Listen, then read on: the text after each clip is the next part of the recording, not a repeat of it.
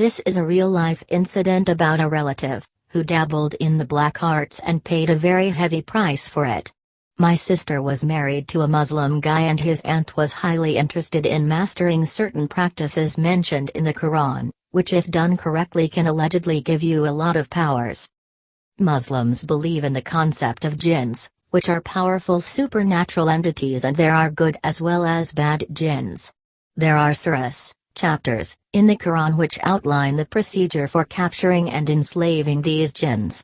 Apparently it is a very dangerous procedure, as it has to be performed by the person when he or she is alone, and the complete procedure stretches over several days, for a few hours each day.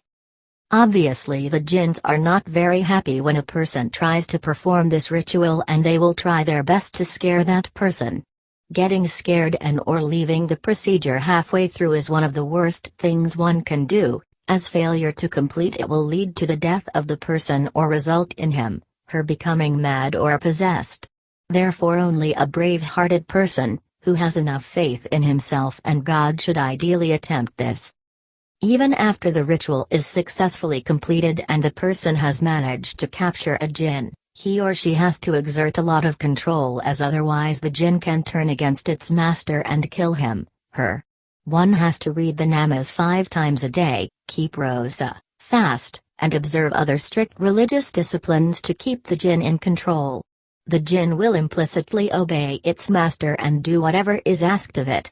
As it is a supernatural being, the master will no doubt become a very powerful and rich person, but he or she is expected to use the powers for the benefit of others. All this I have learned from my Muslim friends, and I hope my other Muslim readers can verify what I have mentioned here. Coming back to my story, this lady, my brother-in-law's aunt, was somehow fascinated with this ritual and wanted to perform it. All this happened 35 years ago, when she was quite young, and nobody knows why she wanted to get involved in something so dangerous.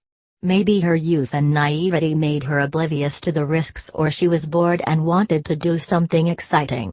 Or maybe she craved for the powers that would be hers once she completed the ritual. Whatever the reason, she did not inform her husband, as he would have certainly forbidden her, and she practicing it daily when her husband was away for work. At first, the reason, she did not inform her husband, as he would have certainly forbidden her, and she practicing it daily when her husband was away for work.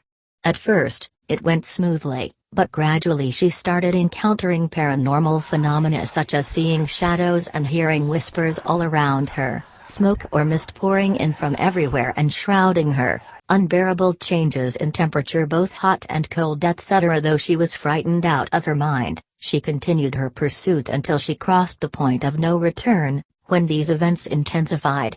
She started seeing demons all around and hearing their frightful screams and whispers. To cut a long story short, one day she could bear it no more and fainted out of fright in the middle of the ritual. This part of the story was coaxed out of her later by her husband and other relatives, but she was often incoherent and there were huge lapses in her narrative. When her husband came home and saw his wife lying senseless with the Holy Quran in her lap, he at once guessed what she had done. He had, however, no idea how far she had gone. She suffered from high fever for several days and was almost at death's door more than once. Needless to say, the procedure was disrupted and she was never able to complete it. When she became well again, her family members noticed a huge change in her behavior. She used to be very cheerful and friendly, now her demeanor changed to cold and calculating, even sinister at times. She would no longer laugh and enjoy with other women of her age, but sit silently brooding for hours on end. Often her family members would catch her glaring at one of them malevolently. She would lapse into periods of insanity and then she would order others around in a male, guttural voice. Once her mother-in-law had the shock of her life when this lady assumed the voice of the old woman's late husband and ordered her to fetch a glass of water. Even her husband and her children were scared to be alone with her. On one occasion my sister was alone late one evening and she was waiting for my brother-in-law, when this lady walked into her house and announced that she would stay with my sister until her husband returned. As many of my brother-in-law's relatives, including this lady, lived in the same building. This was not unusual, but my sister had only been married for a few months, was pregnant, and she had heard about this story from her husband. Needless to say, she was scared out of her mind and quite relieved when her husband returned shortly. I heard about this incident around 19 years ago, and it has been many years since my brother-in-law has passed away. I do not know what happened to that unfortunate lady and if her strange behavior still persists.